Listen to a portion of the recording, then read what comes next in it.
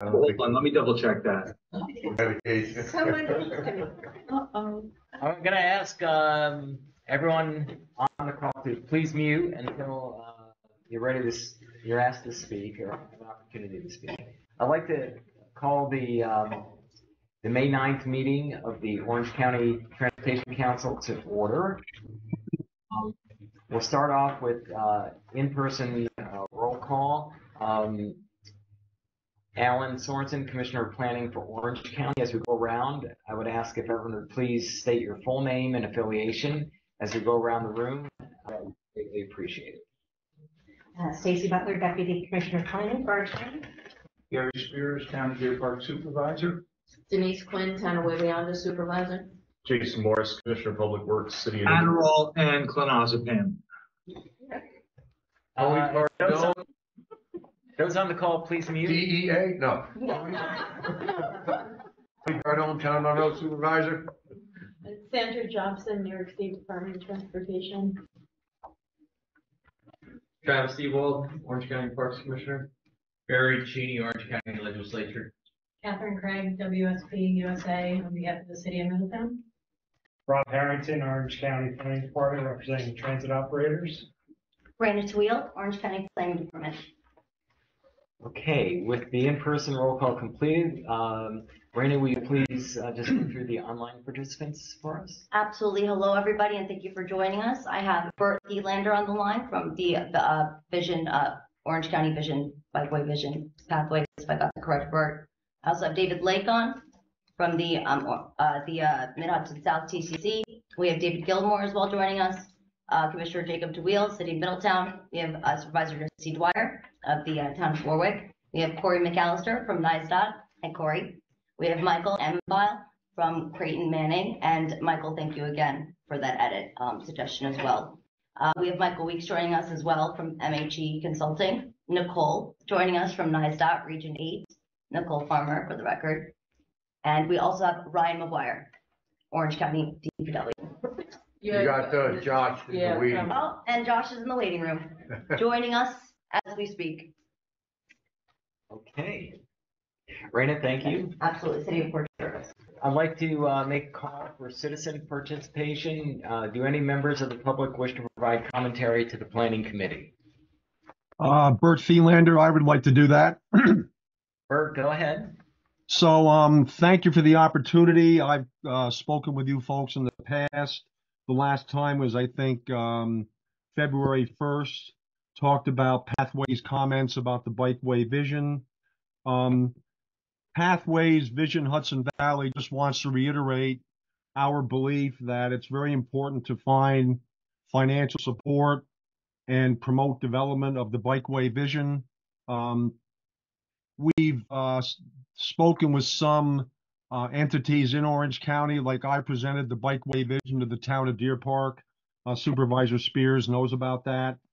And we want to promote identifying priority components of the Bikeway Vision for funding, development, and construction.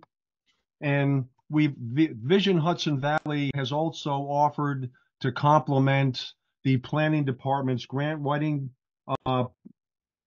process to complement that by having some staff on VHV work with somebody in planning to complement that work.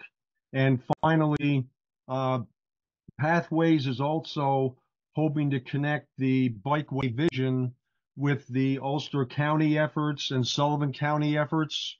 There's an Open Space Institute group that is promoting a west of Hudson trail from Kingston to Port Jervis. So we hope the Bikeway Vision can connect with that. I've talked with Alan Sorensen about that, and we talked about that in Pathways. So thank you very much for your interest, and we hope it can move forward in an organized, sustained manner. Thank you. Any questions? No, but thank you for your comments. And are there any other members of the public that wish to speak? Okay, hearing none, I will close the call for public participation, and we'll move on to the approval of the meeting minutes. there were a few minor revisions that were made to the minutes, corrections to the attendee list, and some font adjustments. Just like to put it out to the members. Any other recommended revisions to the meeting minutes? Any comments? I'd like to ask for a motion to approve the meeting minutes. So, I just have one comment. Was this the meeting where the, buses for KJ was approved? Well, the minute planning, so no formal approval. Yeah, this was the planning committee.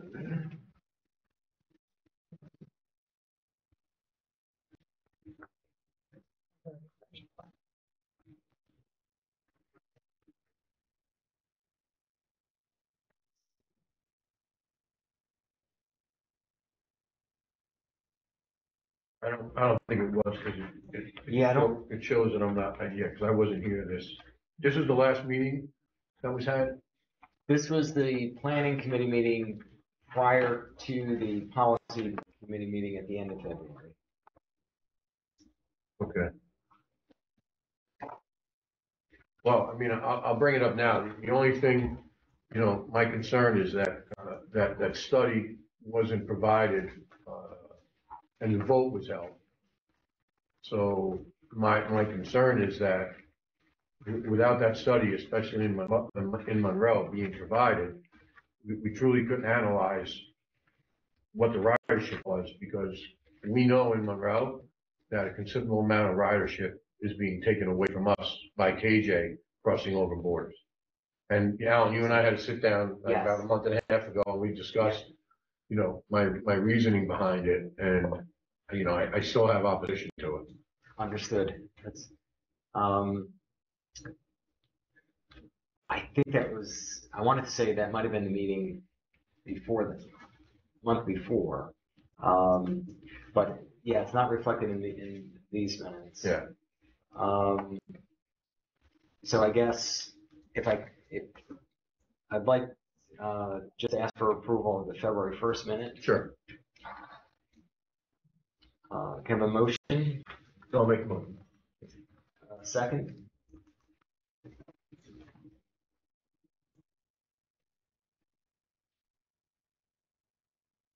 Jacob. Second. Jacob, thank you. Yeah, I'm trying to keep myself muted. Okay. All those in favor of the meeting minutes? I got abstain. So we have one abstention and anyone opposed?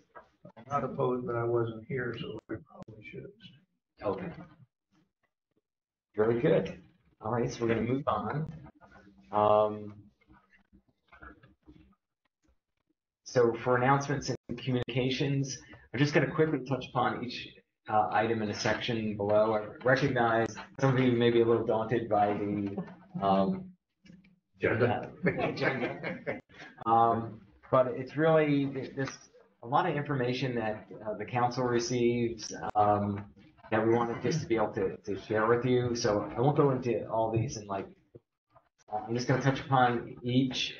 We can decide moving forward whether, we want to keep these on the agenda or whether it's something you prefer that we share with you with a regular update by email. So just there's some upcoming public meetings, one which happens to conflict with this current meeting, which is New York State Route 1796 enhancements.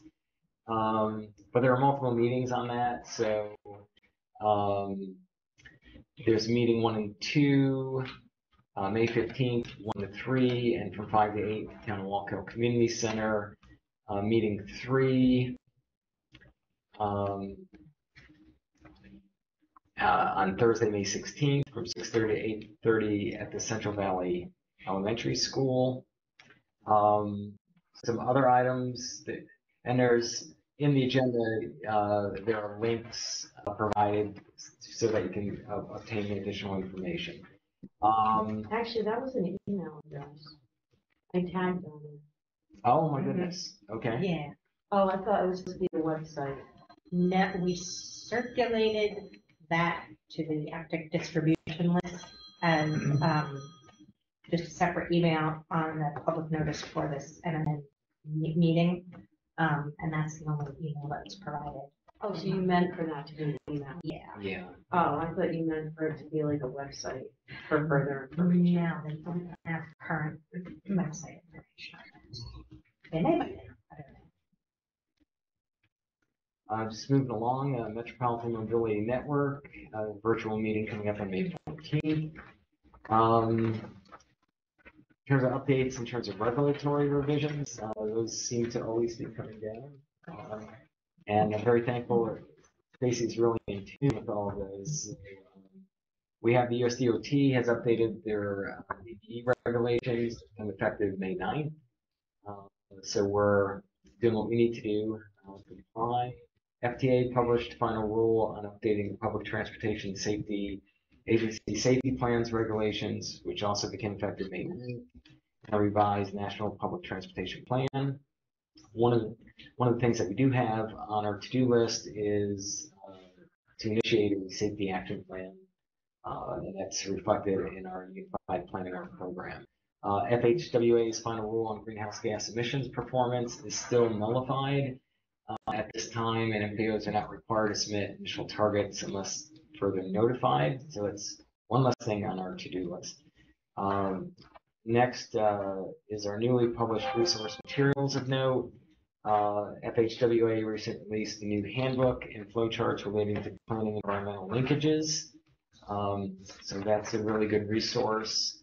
Smart Growth America has released a Complete Streets Leadership Academies report.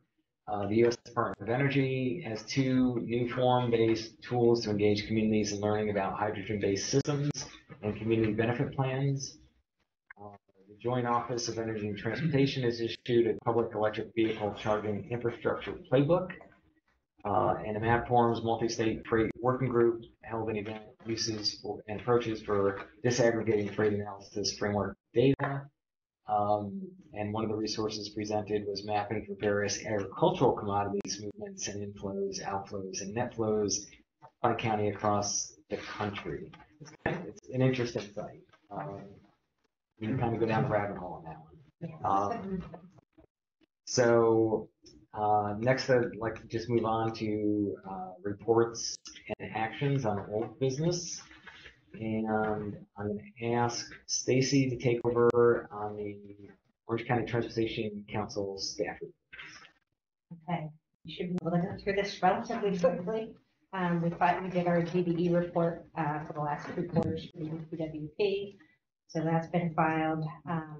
The TMA MOU that we've had hasn't been revised in a while. It needs to be updated with, it should be updated with every decennial census. So that is in the works.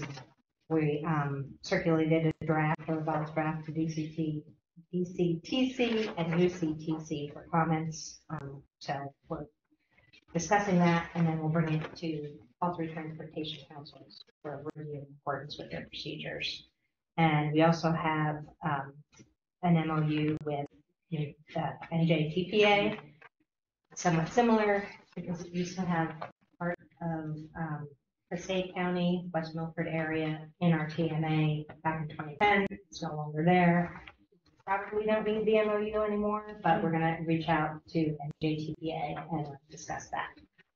We also cooperate with them through our participation in the MAP forum, so that's another reason why we bring that the MOU. As some of you may already know, we have received funding from HUD through the Economic Development Initiative, community project funding for the Orange Duchess Transportation Access and Mobility Study to look at different improving connectivity mainly between Stewart Airport and the Metro North Beacon train station. We have to prepare documentation to complete the grant agreement, submit that to HUD, and then we'll get an RFP out. So that will be in the works. The transit unit submitted their transit services RFP. We're just mentioning that here because it relates to the redesigns that were recently done for Middletown area transit system.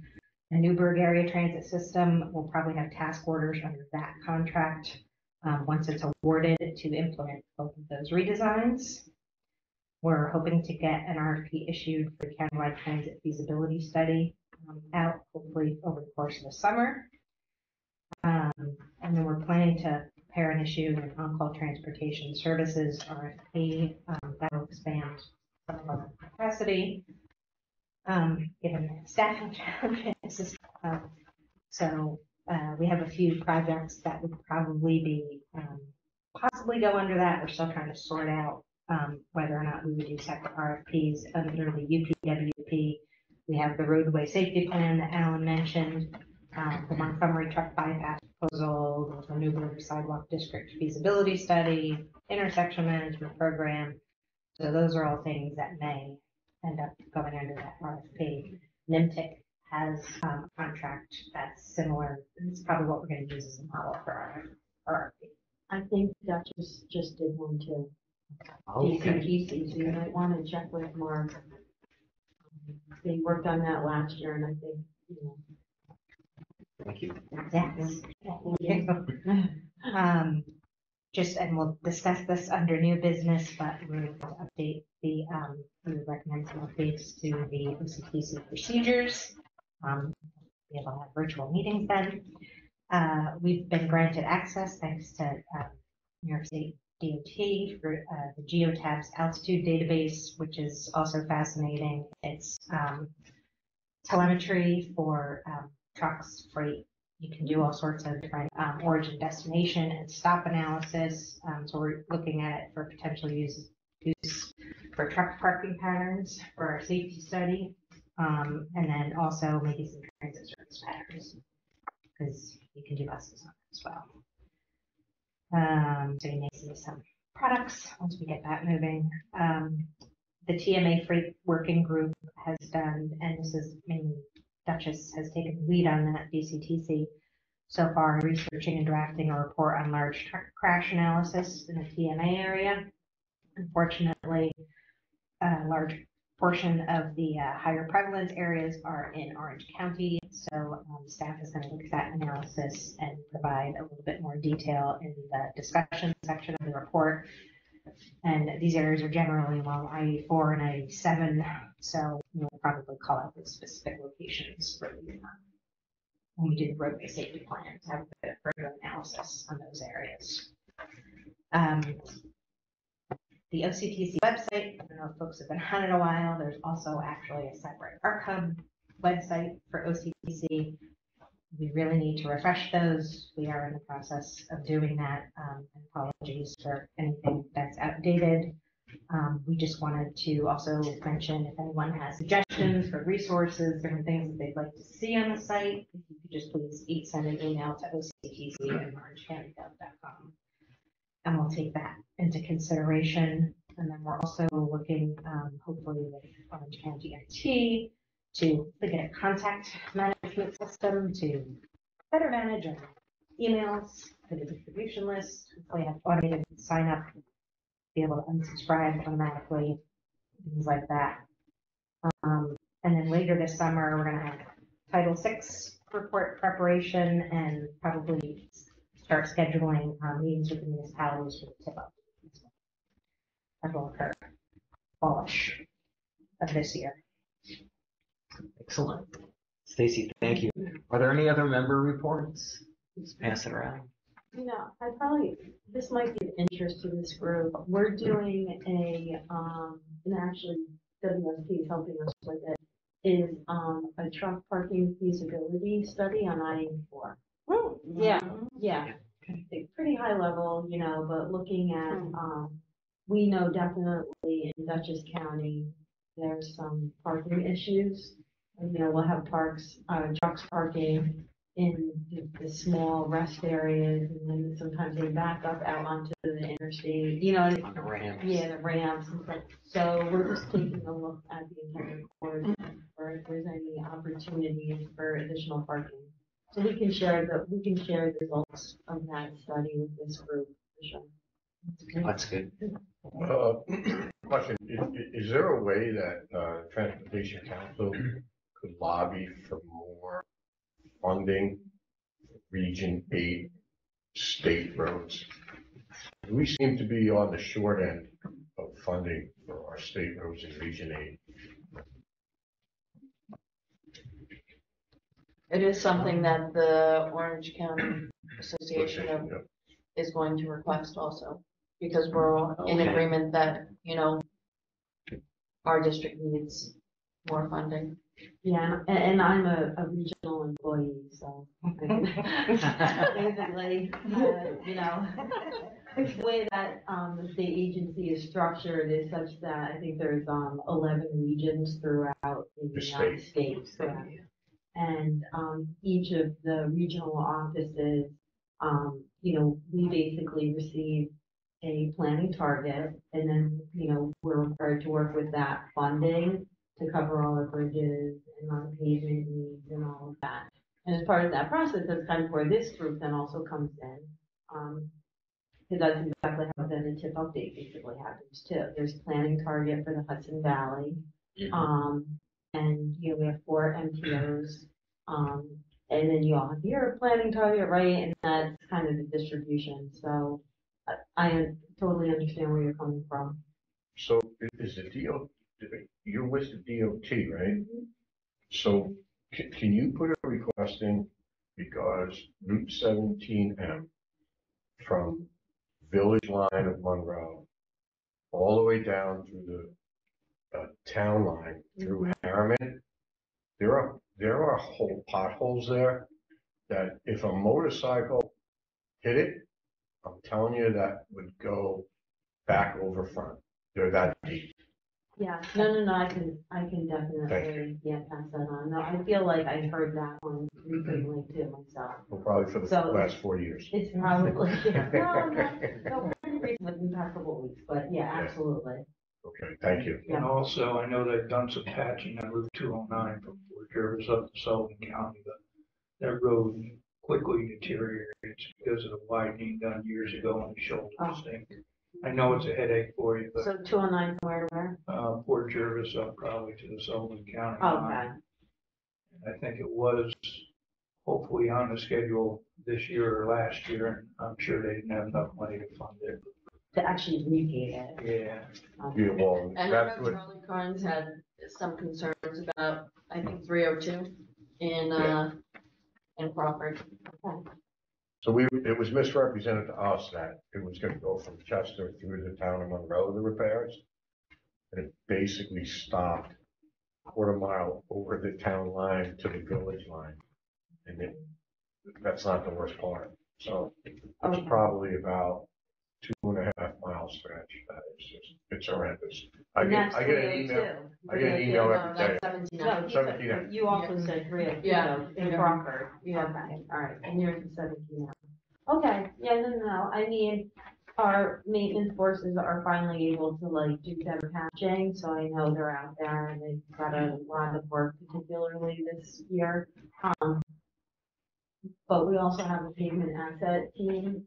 And, you know, they're constantly looking at the scores and readjusting our priorities and trying to get things paved. So 2 years ago, I was asked to do a mile marker report. And I guess it was moderate, really poor, dangerous, and okay. And I did that and came out and they patched one little section of it. And nothing's been done since. I do know moving forward, we are looking to try to kind of beef up our paving program and put more money there, you know, which means less money somewhere else. But, you know, we are making those hard decisions and moving along. But I have these 3. Okay, thank you. I will definitely bring them back to the team. Thank you very much.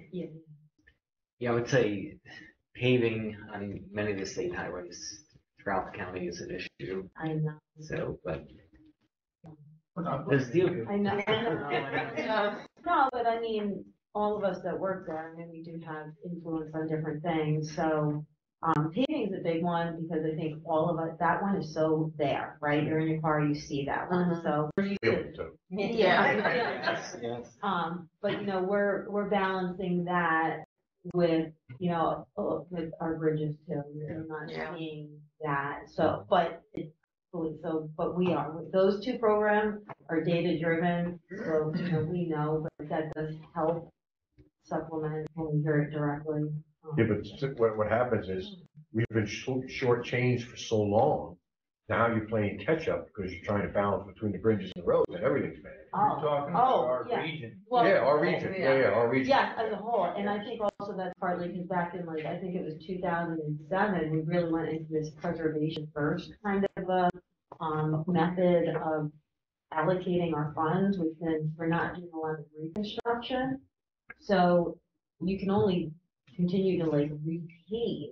At some point, you really are supposed to be doing more of reconstruction, and to your point, we're losing ground there. Yeah, and you're talking about like milling and repaving. Yeah, that you can do that, but some of these roads, like the one that you just mentioned, when you have that seam from widening the road, but maybe it really needs to be reconstructed. Sure. You can only repave it so many times. The inside was built on probably topsoil and sand, and then put some sub-basin paving on top and then continually settles. And 209 is a major route in Deer Park, and we get a lot of truck traffic. Yep. No, I recognize. So, yeah, I'll bring it back in So there. can I ask a question? When you talk about the beefed up paving program, does that include rebuilding or like, because like I go Kind on of the road both, trips kind of and both. you see other states just rebuild the road. I know. They close it down for months, rip it out and, put it back in. You just like 84 I know at the regional level, definitely looking at doing more just repaving, even beefing up that program area. And then I'm sure we'll start doing more reconstruction. I think we have to. Yeah. Okay. Thank you. Thank you. Thank you. You can leave now. I'm gonna, we have actions on old business. I'd like to table these for the time being. We'll come back if we have time and just move on to new business. First item on new business, we have resolution number 2402, which is an amendment to the TIP, amendment number 7. And this action is subject to the 14-day public comment period since it is vehicle replacement and therefore exempt from air quality conformity requirements. This TIP amendment will add 5310 funded projects and replace 6 wheelchair accessible vans for access. Supports for living. FTA 5310 funds are for enhanced transportation services for seniors and individuals with disabilities. So these, like the resolutions, will come back to the policy board for adoption at the next policy board meeting. Resolution number 2 is an amendment number 1 to the UPWP. We're proposing draft UPWP amendment for revisions to reflect the final 2024 FDA MPP apportionments. This action is subject to a 30-day public comment period. New York State DOT issued a revised FDA funding allocations for April 1 through March 31st.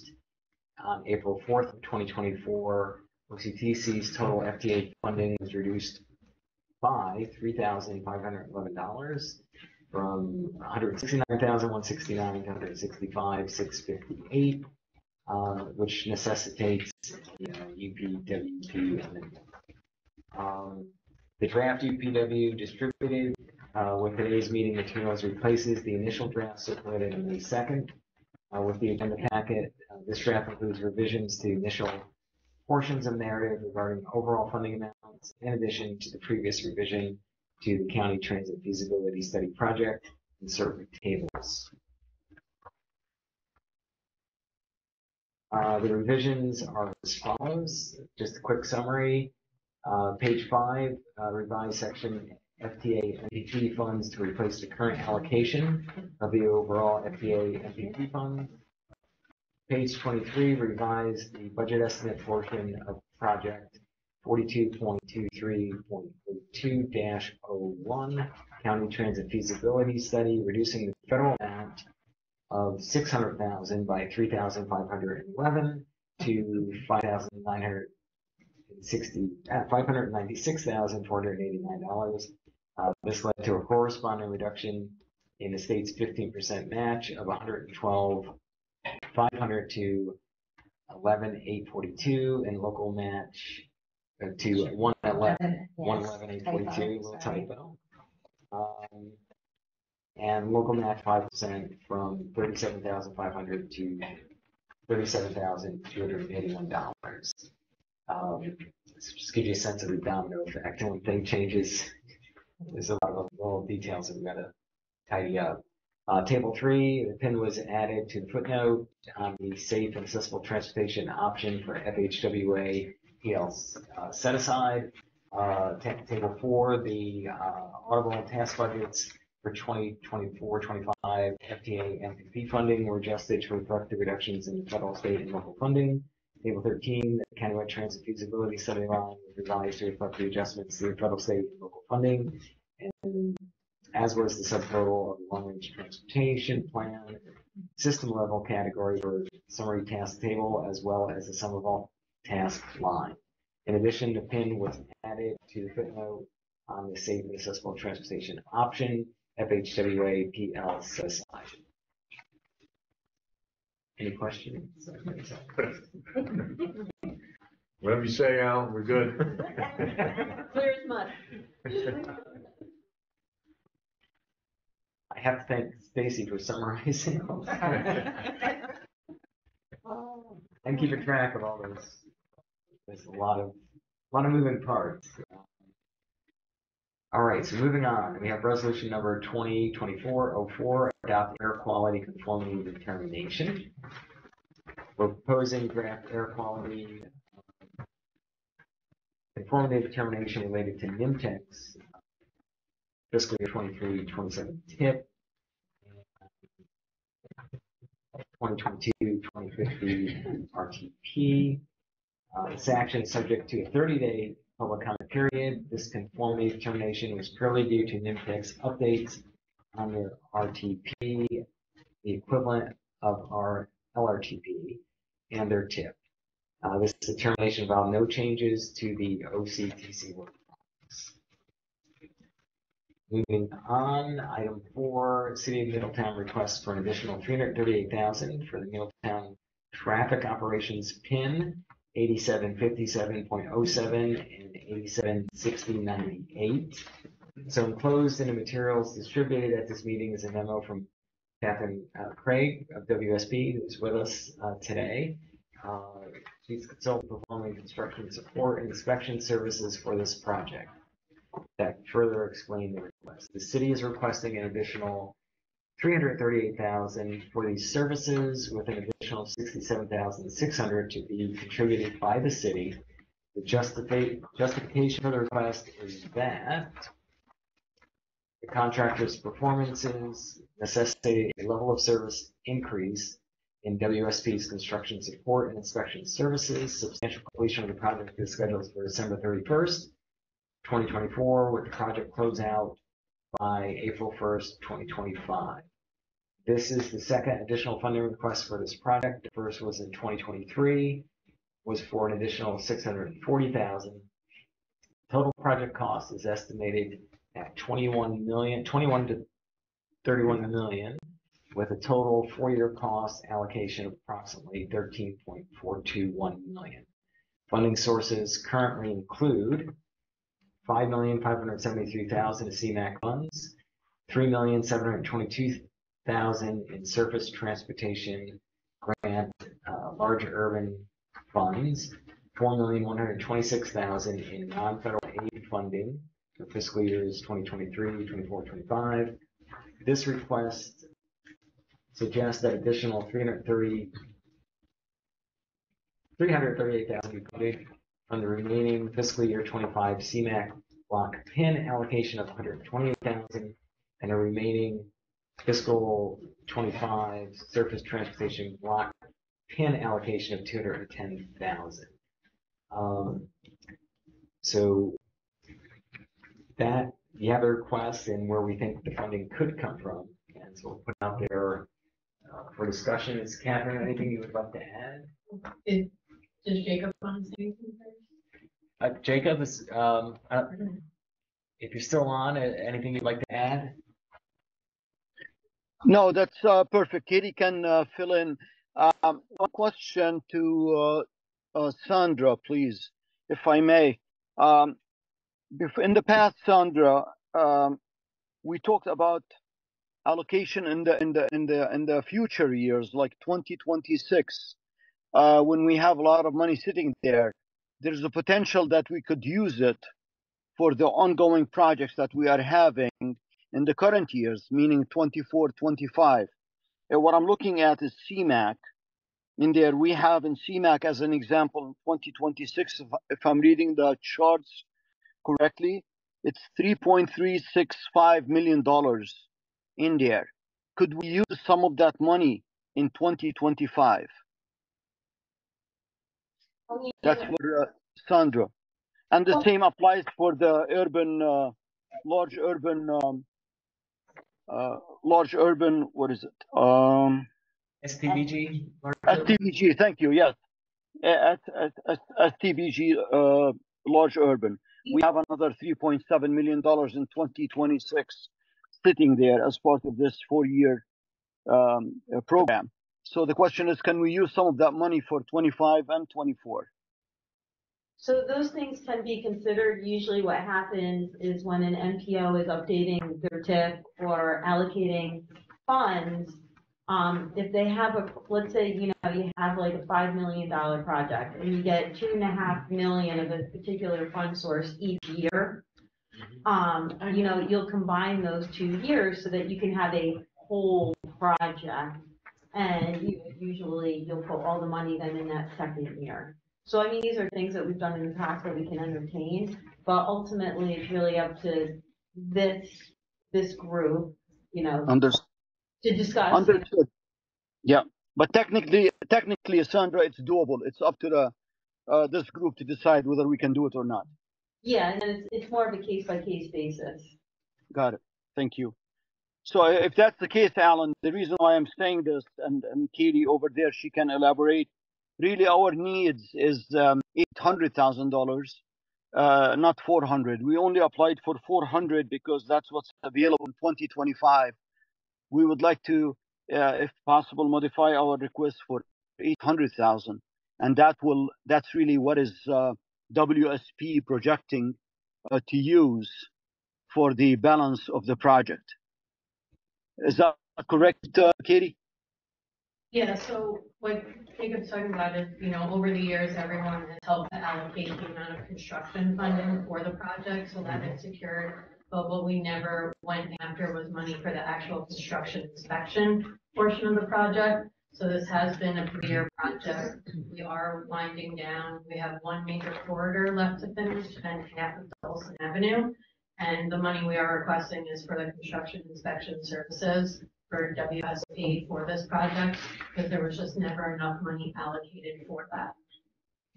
Understood. What was the total cost of this project in Middletown? Total, yeah, we submitted. Can you guys hear me? Yeah. Yeah, we submitted a breakdown back in December about what the total cost. Total cost is around $31 million. City of Middletown is putting up about $5 million of its own money plus. We have that breakdown. It's on the record with Orange County Transportation Council. Okay, so you already put the 5 million in? Yes. Yes, it's already in. It's already part of the project. We can circulate that spreadsheet again. I don't know if Katie has a copy of it now, but we did send this out in December last year. Okay, a few thoughts. We have the initial request. So we would need we would need a new request, I believe, to entertain the higher amount. So if the board were to consider the current request, and then you were to come back to the board at a subsequent meeting? Is that well, there's a couple of different ways you could go. We could focus on this current request. We're going to have, it'll probably end up being a back-to-back planning committee policy board meeting, in which case, if you want to amend the request, you can do that before then. But I would, ask the planning committee to also, think about it in a little broader context. So you have the current request, but then, as this, we talked a little bit about, it's been a long time since there's been a call for projects. So, I would also want to just better understand whether there are other member needs out there before just making a final determination on this. I think, Ellen, it would be helpful for your members also to know what funding is unallocated, in what years by fund source, like almost like the tips that you're used to reading, the strips, just showing those unallocated blocks, amounts by year and fund source. Absolutely. We can help you if you need help with that. Yeah. Yeah, Should be able to pull a draft and then work with Nicole. Yeah, good. Yeah, exactly. Okay. So we could come back to the next planning committee meeting with a summary of that. Because I do always like to remind members that, we're in federal fiscal year, 23, 24 right now, right? Did I say that correctly? Nicole? Just started. Nicole. 24, 25, right? Or No, no, federal, yeah. Right, you're right. Sorry. All right. Yeah. That's 24 still. Yeah, Sorry. So a lot of times, you do kind of want to take a look at your blocks, because if you're in a year and there is some money that hasn't been spent yet, right? And you don't have anything ready. Right. It's so Yeah. timing is Yes. everything. Okay. Can I add something, Alan? Sure. Yeah.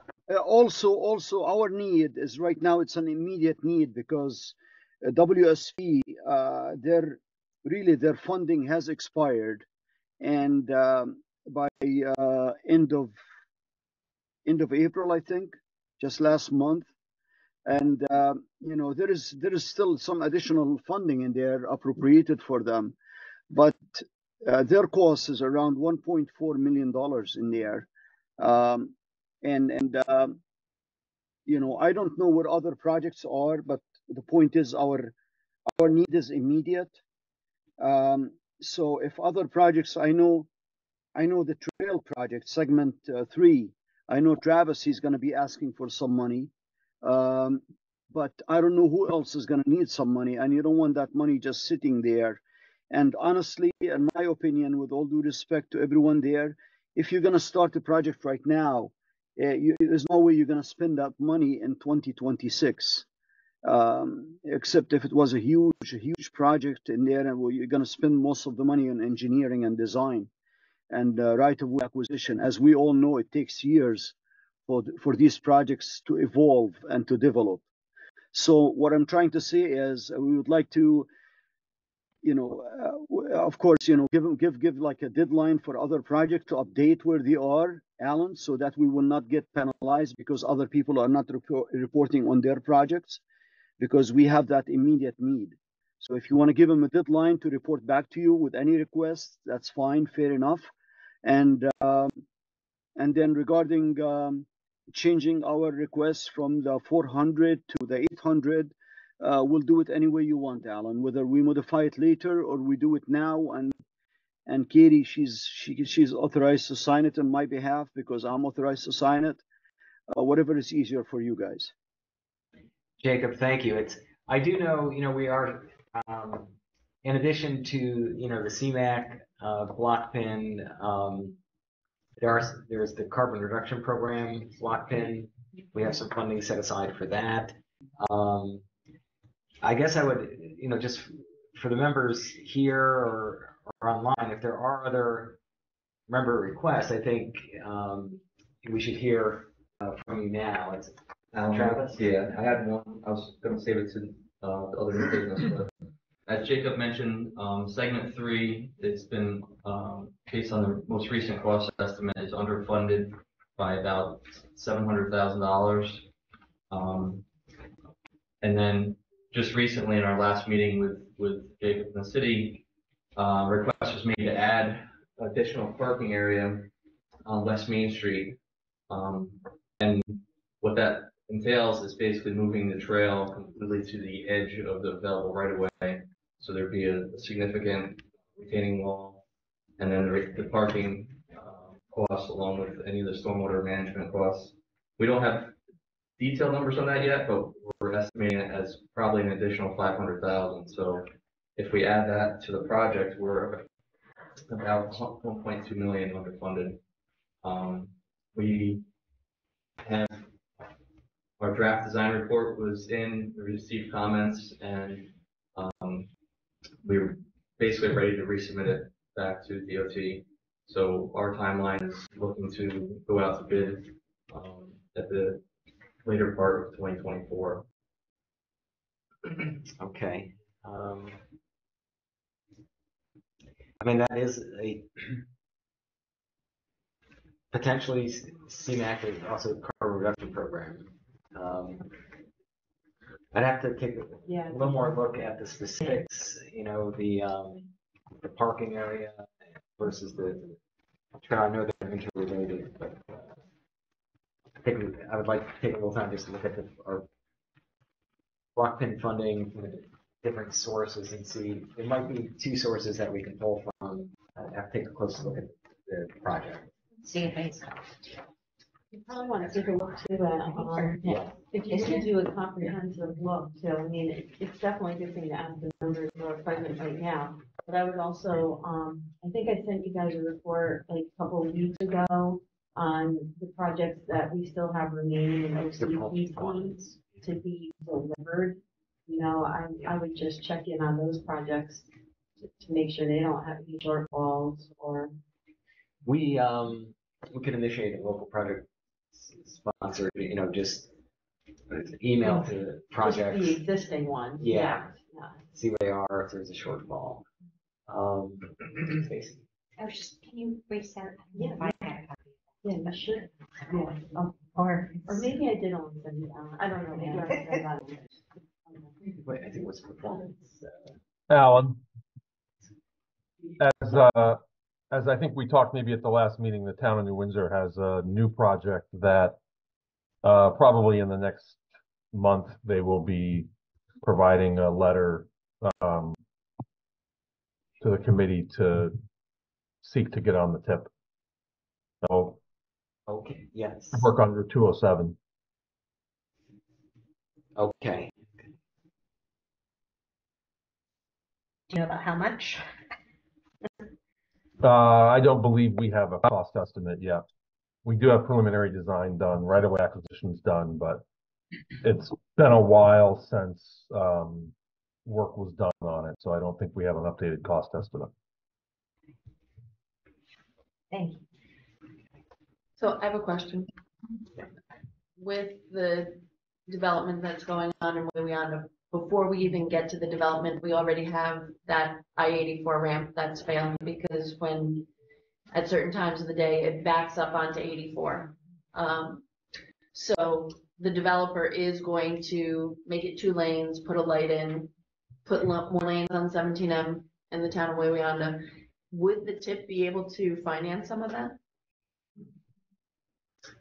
Because it is, you know, it's currently failing. So it's not the developer, you know, it's not the fault of the companies that are coming in. It currently is not functioning properly.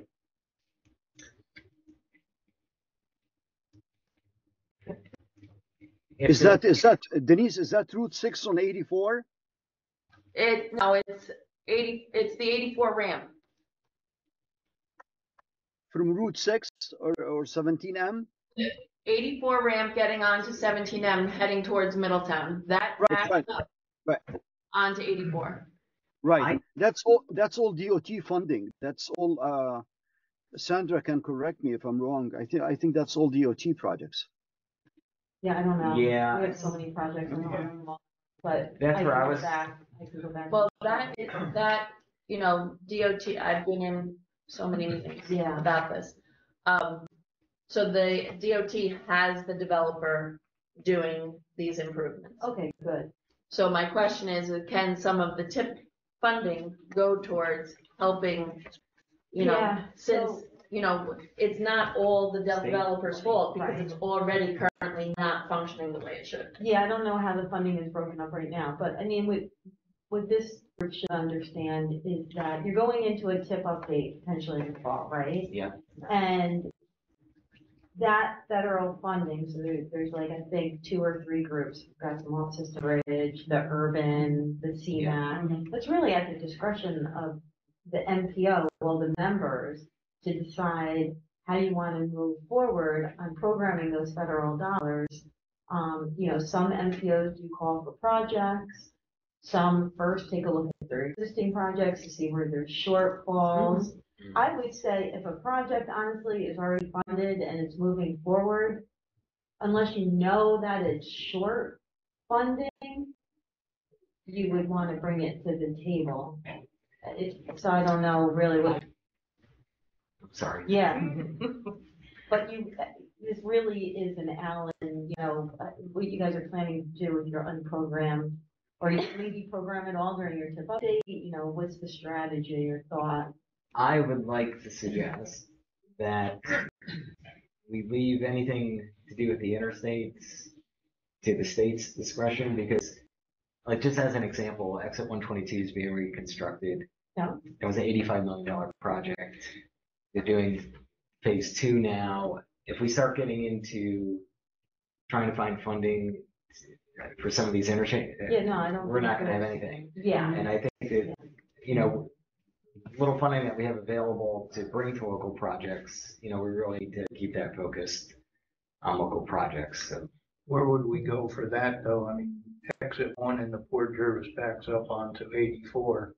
Right, I mean, Trucks since, coming down the hill. since 84 has been built, you know, the exit there and the exit in Way Yonder really have not been, and I don't think Greenbill's has either, has been, you know, well, you know, keep in mind that the TIP also includes New York State DOT funded projects.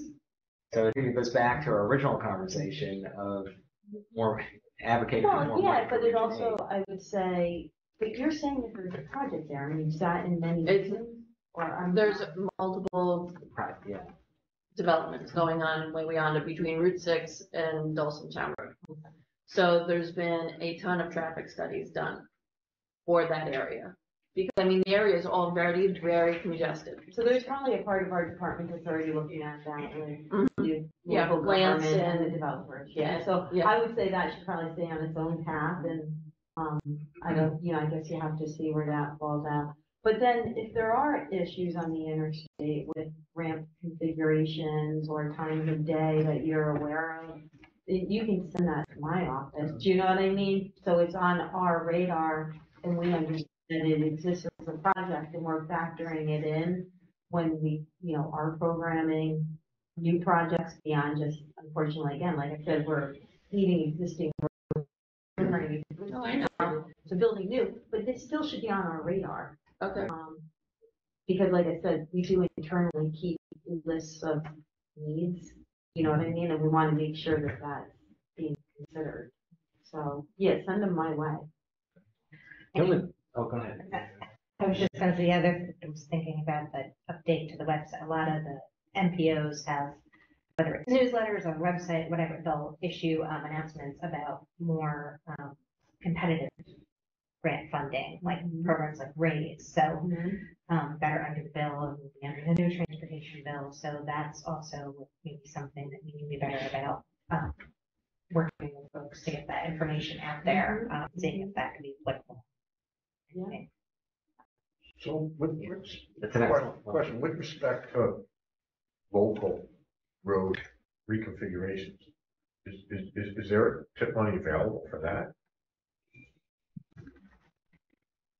Well, we have, You're Yeah. allowed to do a tip update. I really think, Alan, you need to share with your members your list of unprogrammed yeah, blocks that's the from the funding. last tip update. update 2 years ago. And then moving forward, there's gonna be 2 new years, right? So it's a 5-year program that's updated every 2 to 3 years. So as you're updating, you're really just kind of adding 2 new years. Yeah. But the fund source that this group, is kind of, at your discretion of what to spend it on, definitely is eligible to do roadway improvements. It's on public roads. It's public roads. We have in the village of Monroe, they're reconfiguring a section of Orange Turnpike, which right now just has a blinking light, red one way, obviously yellow the other. But the congestion after Pine Tree School lets out it's insane. So It's probably a 20-minute wait. The other thing that is something to consider as you're updating your TIP and thinking about adding new projects is, I forget what municipality we did this with, but they had an intersection of concern that was, like a county road, I don't know, that intersected with the state highway. And they said, look, if we lobby for the funds available through OCTC TIP to get the intersection improved, would the state then do the design and administer construction? And we said, absolutely, you know what I mean? So I think it doesn't involve state road. It doesn't involve state road. All right, but still. It used to be a county road, it's Orange, a portion of Orange Turnpike, But it was taken over by the village. Sounds like a project that would be, eligible for that funding. Okay.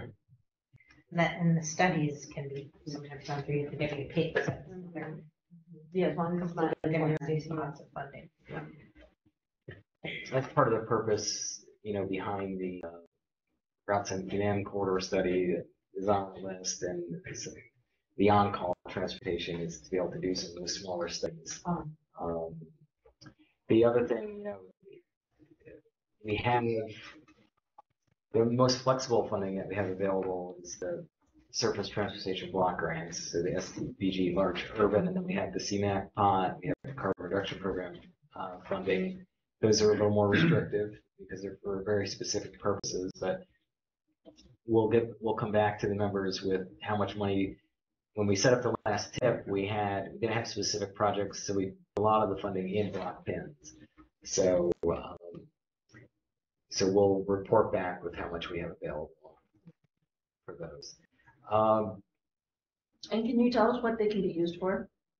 Yeah. Because I think that would be, Yes. Yeah. Absolutely. The one thing, I'll say with with all the growth and development, it's really, and I think Wayanda did a great job of requiring a generic environmental impact statement for the multitude of projects, so that the cumulative impacts of the transportation impacts were actually analyzed and factored in. But the one thing we're encouraging the local planning boards is to really make sure that, if a project is going to have an impact on local roads, that, that's factored into the environmental impact statement, and their mitigation, is provided as part of those projects, because the state has an infinite amount of money, and I suspect if there's not enough money to keep all the roads paved, there's probably little to no money for new projects, unless, as Stacy mentioned, there's the ability to go after some of this competitive Infrastructure Investment Jobs Act grant funding that's out there for specific projects. Because if we do obtain, an IIJA funded project, that can be added to the TIF. Oh, yeah. So that, but right now, there's just a finite amount of funding. And I think in previous years when OCTC was updating its TIP, you had a lot of what they were calling kind of legacy projects Yes. that, weren't going as fast as they should, and the costs weren't increasing. So, this committee decided to fund those shortfalls. But I think you're starting to get a point where you are going to have blocks where you probably could consider doing new projects. Okay. As part of this TIP update, again, you have to. If you did want to think ahead, they're saying that basically our funding is pretty flat. So you could take out what your planning targets were the last planning update and basically assume to some degree that it's gonna be pretty similar. To get a sense of how much additional funding you're looking at. That can also be blocked, right? Available. Yeah. All right. So with Middletown's current request, Jacob, I'm gonna leave that up to you whether you want to come back with a revised request or you want to keep this one on the table. Travis, please come to us with a written request so we have that. And if there are other any new wins, yeah. Alan, all things being equal, I would rather Katie, she's right there. She can update the sponsor request form, and she can change it from the 400 to the 800. She has it right there. If that's okay with you. Okay. Be okay with the committee or? Yeah, well, yeah, it's not just me, Jacob. Oh, no. What I'm saying is that we're talking about just paperwork. We're talking about paperwork. We're not talking about approval. Just paperwork. I think it's just from our point of view, if it's okay with you, with all of you guys, just to update the numbers right now. Katie can do it, and this way we're all looking at the same thing. Rather than just having the original amount submitted. That would be our preference. Update it now so it's before you. Okay, I'm going to throw that back to the planning committee. So you just said before, did you not, that if it was in the works, you didn't want to change it, or was that just referring to the state roadways?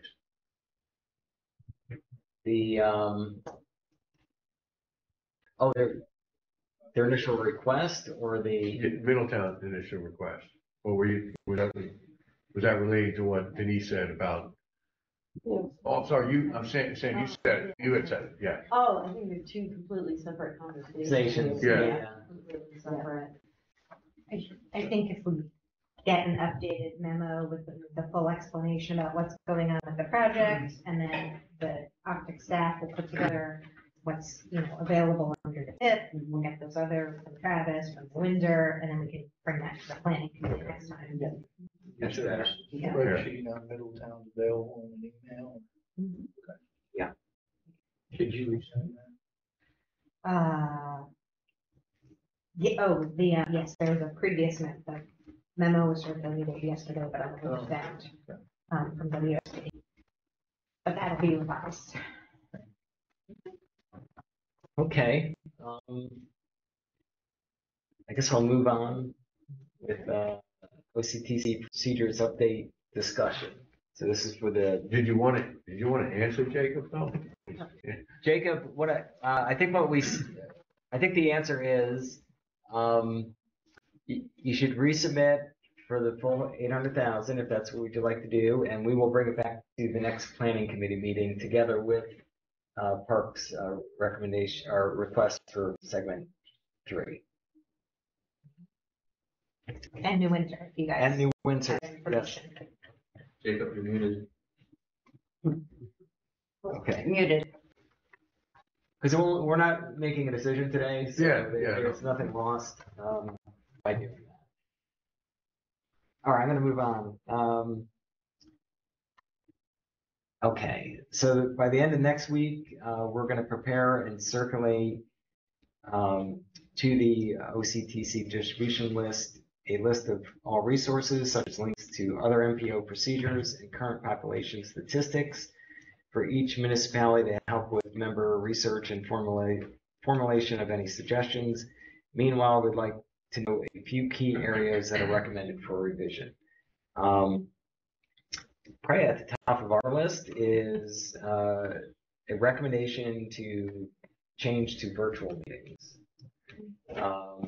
Changing from in-person to virtual meetings should improve participation and meeting of the policy board quorum requirements. And we are not recommending hybrid meetings for that purpose.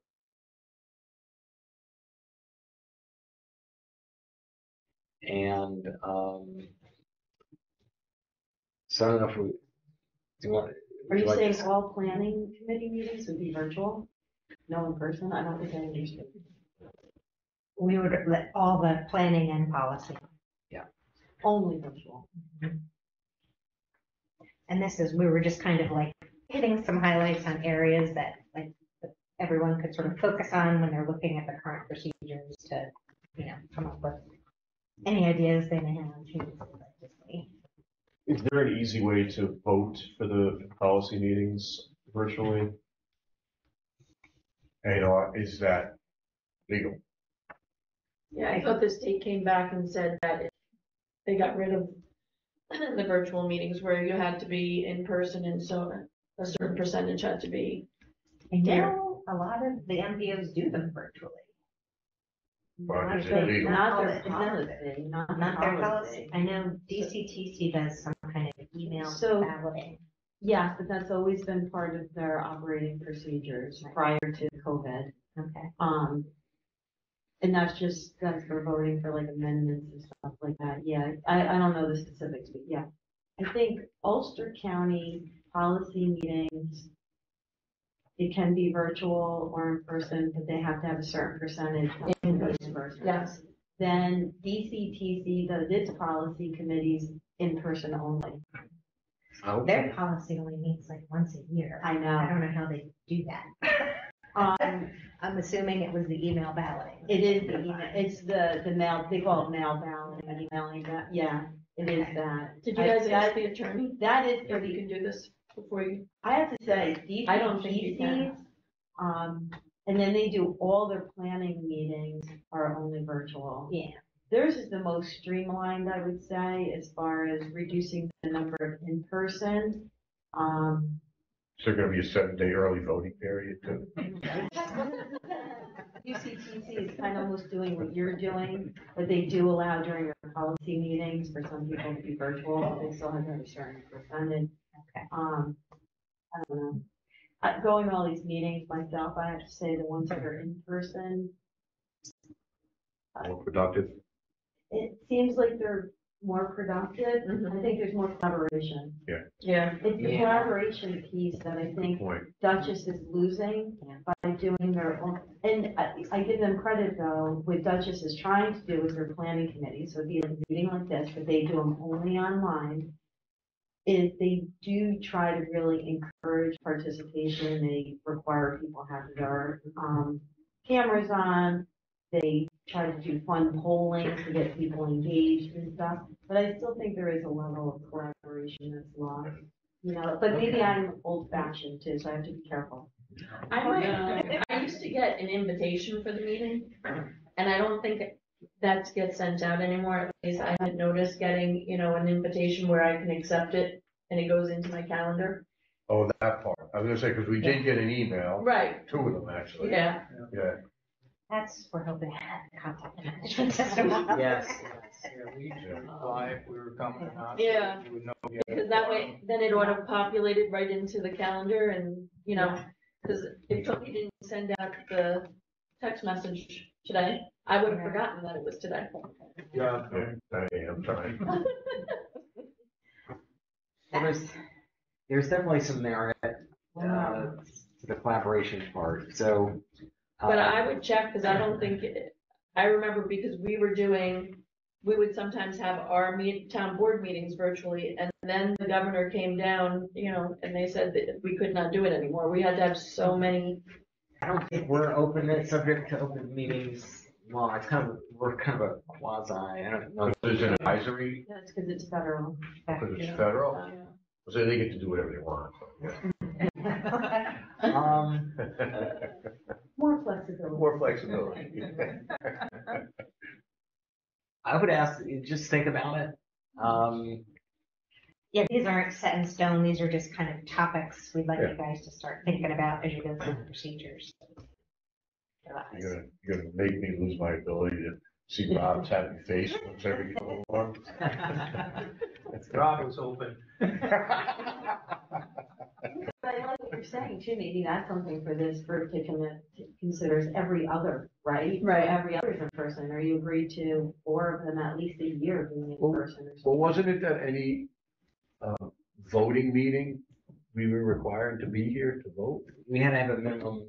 That was in our kind of rules. Yeah. Minimum number present in person. Yeah. Okay. So, all right. You know, it's interesting. You know, we think about these things, we talk about them over at the office, and then, you know, as we're presenting it and actually sitting in a room, I definitely do see, you know, the advantages, and you can't get this type of interaction. No, you don't. No, there's only one person, you know. Yeah. Yeah. Yeah. Okay. I think it's a product of what society has become, you know, thinking you're gonna be more productive, but you're less productive. Just because you don't have to drive 20 minutes to get to the meeting. Well, it's the collaboration that I try to encourage our newer staff, that love telecommuting, right? Yeah. But I try to make, like, our newer staff understand that there's collaboration. There's sitting next to someone in the office, overhearing someone more senior than yourself, maybe, you know, troubleshooting a problem, and then you're learning just by sitting next to them, overhearing it. But if you're at home, you're not going to overhear those conversations. And even with meetings too, right? That creativity that comes out. And even like after we leave here, there's some conversations that go on that wouldn't go on if you're on, you know, the internet. I don't know what's going to happen now. Yeah. I don't know, because we know the benefits of it, but if you're earlier in your career, you don't know that, the networking piece of it, I don't know what's gonna happen. Yeah, I'm concerned with that too. Just There's articles about that and everything, I come across it all the time. Corporate America I is can dealing, vouch. yeah, I can vouch. corporate America is dealing with this too, it's not just a government issue.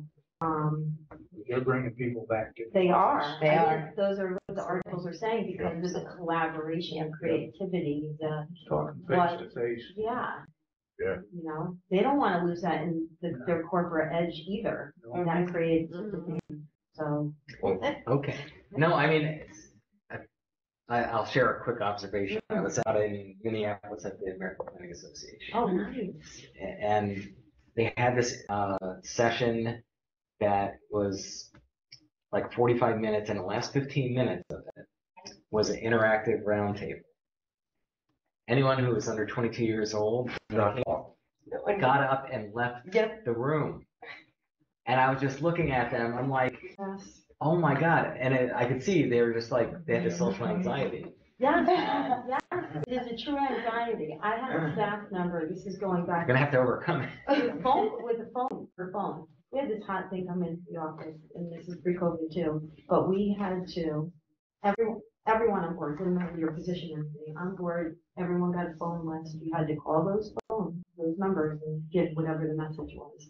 I had one staff member, apparently, that had an anxiety, they couldn't do it. Her supervisor came into my office and said, oh, I got this one employee. They're not comfortable. They're actually petrified of speaking on the phone because they grew up in the age where it was starting to text. Yeah. So they weren't used to literally touching. And I was like, well, we're going to use this as a training opportunity. But it's a real thing. I saw it with the phone. I could see it with a round table. Yeah. It was just so striking. I was just like, what's going on? Like an evacuation? 20 years forward from today. Yeah. Hopefully they're over it. I better bring us back. I agree with Gary. Listen, I hate public speaking, but I've gotten over it. Everything is just success and doing it. You know, I went to a funeral service last week. We had a young man in the community pass away, and 6 of his friends got up and spoke at the service, and it was short, concise, to the point. And I saw one of the fathers yesterday, actually, and I said to him, I said, you know, your son was absolutely awesome. He was poignant, he was funny, and he said to me, that's because we pushed him to consistently speak at the church. Okay. Yeah. So, and the kid was so well spoken, and he was 22. So. It's a skill. Yeah. Right? It is. And Yeah. just, everyone just getting up up and walking out, certainly generation, right? Yeah. Very- This was a gray hair. Well, yeah, see, now your decision though on this, really, that's an important decision. Those complicated things. I think Stacy had a point. There was just, and this is kind of why the virtual meeting came up, only because we have 42, 45, depending on how you count, municipalities in Orange County. Every one of them is a member of the planning committee. There's only a dozen people in this, not even. I think part of the virtual thought was that, we get more participation. But also, I think to Denise's point, I think if we get better with, getting you guys on a regular meeting schedule that's on everyone's calendar in advance for the year, that will help as well. And conflicts issues. Yeah. Okay, I'll move along. Voting membership, just, we with the 2020 census update, it may be helpful just to review the MPO approaches on voting members. We'll put together some excerpts from other MPO procedures on different approaches to the voting members for your review. And as you know, like when we get into December, we'll be renewing the voting membership members. So we'll get that out before December. And now I'm going to ask Stacy just talk about tip modification versus the amendment. This is something that I talked a little bit about with Nicole Farmer at DOT. We have a lot more things that require amendments, which require public comment periods, which take longer to do. So then the section of DOT that was working to get the 5310 funds out, we're kind of delaying that because of our public comment process, when maybe it's something that we could make a modification rather than an amendment. So that's another aspect of other MPO's procedures we want to look at, and we'll get you guys some information on how different things are classified, and maybe think about making some changes there.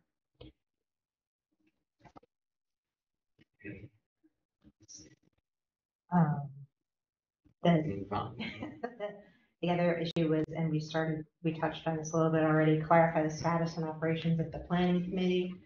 Some MPOs, they're kind of really more like a technical advisory committee. It's a little more formal. Like today we were looking at voting, motions, et cetera.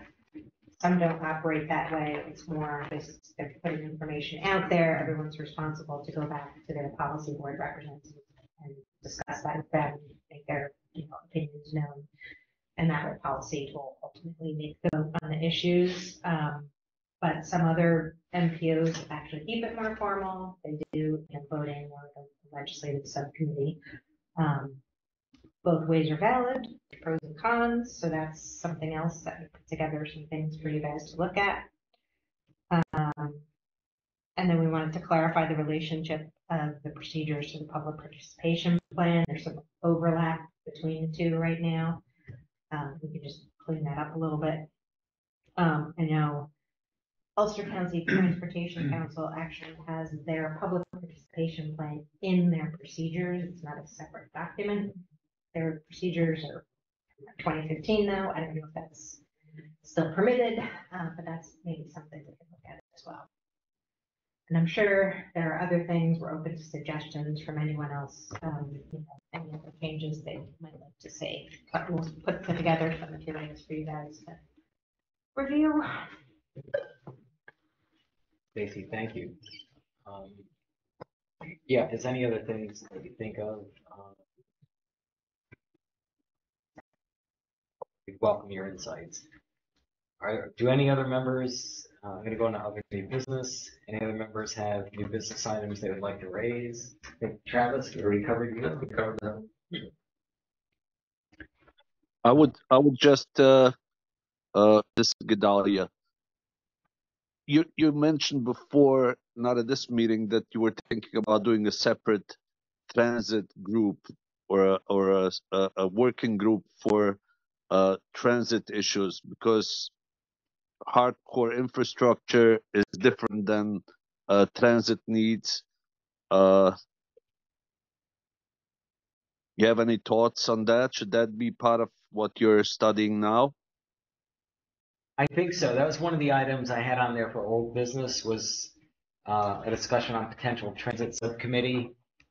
So that's something, you know, we'd like the members to consider. It is a very specific focus, and you know, we also see merit in having such a subcommittee. And are there different funding pots that deal with transit, or is transit and building of roads competing with each other for funding? They're always competing with one another. So like highways, you're dealing with FHWA. And then for transit, most of that's FTA funded.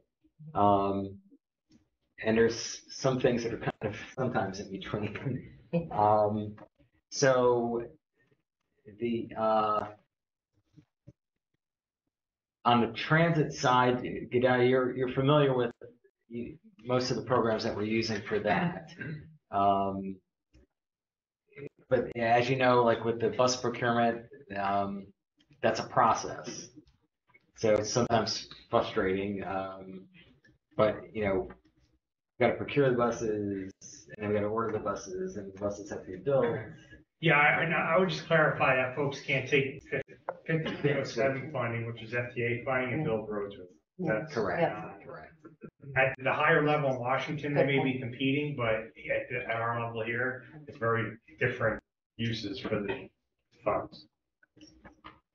Yeah, there's very stringent requirements of what we can and cannot use that funding for. So let me get some better clarity also. I understand that local projects, after being awarded a project by this committee and ending up on the tip, at that point, the local project deals directly with DOT under the local project unit, and the funding comes directly from DOT to the sponsor of the project.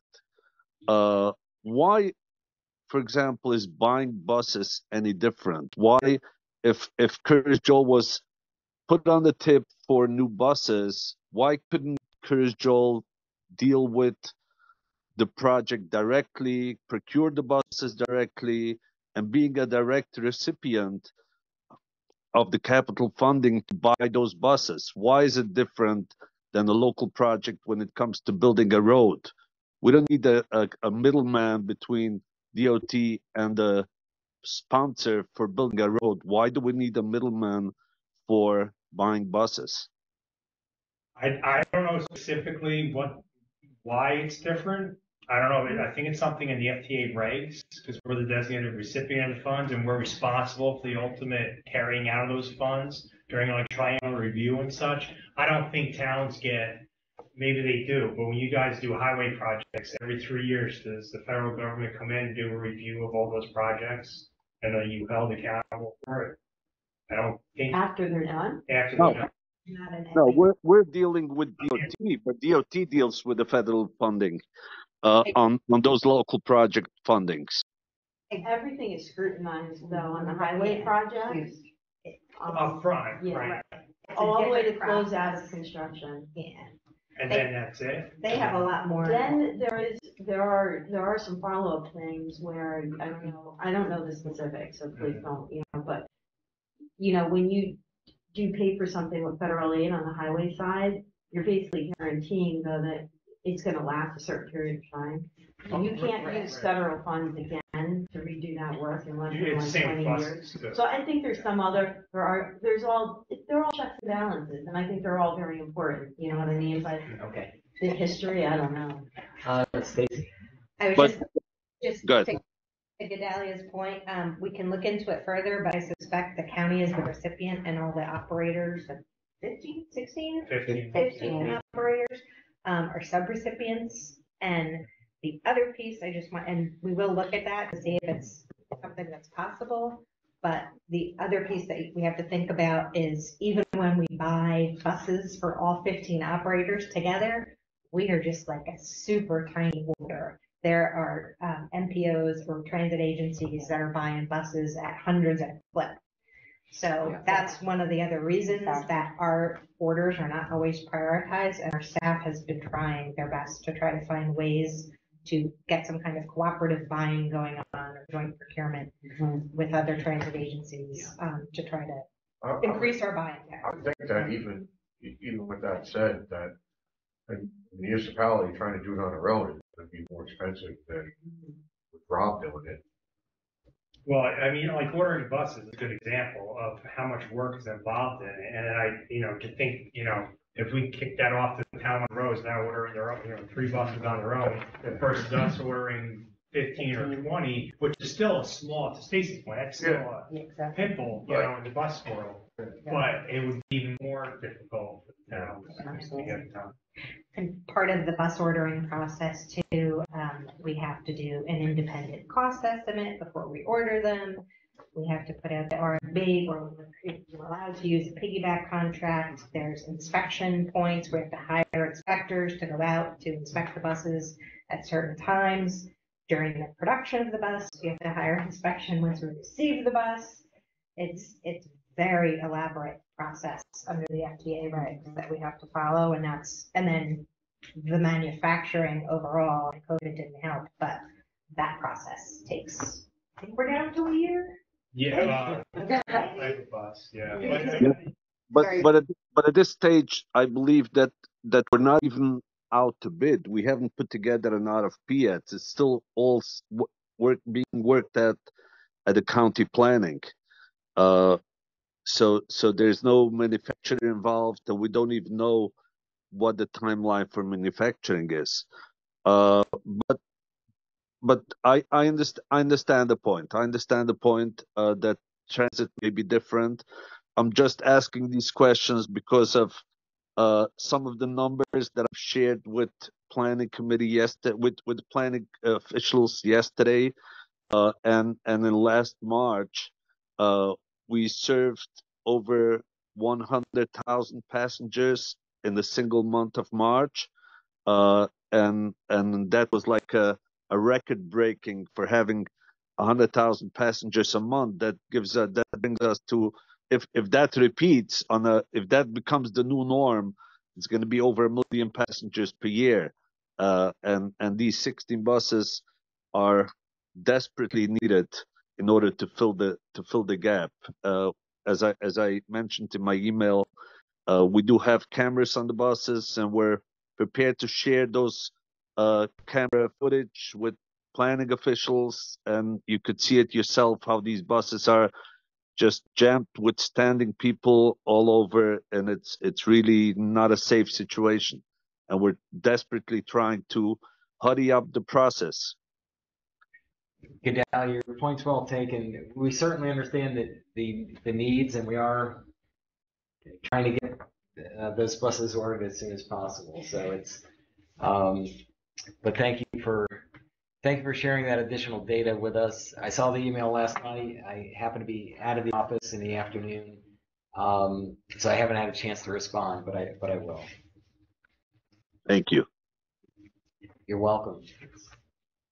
Thank you, Gedalia, and my apologies. I saw when you'd been admitted into our room. I just didn't announce you. So just for the record, I'm Gedalia Sujin, representing Curious Joel. Thank you. Absolutely. Thank you, Alan. Raina, thank you. Absolutely. So our next meeting date, this will be a back-to-back planning and policy board meeting, and can be no earlier than the week of Monday, June 10th through Friday, June 14th. Afternoon on any day is best for OCTC support staff. Tentatively, we've booked it for June 13th from 1 to 3 p.m. Members okay with that? Okay. Yeah. It works. Denise, how we doing? Thursday, June 13th. Yep. Yeah? Yeah? I think so. Okay. I found it on my calendar. Send it to me. With that, I'll ask Objections online. any objections online. Yeah. With that, I'll ask for a motion to adjourn. Well, second. Thank you, everyone. Thank you. We got through a lot of material.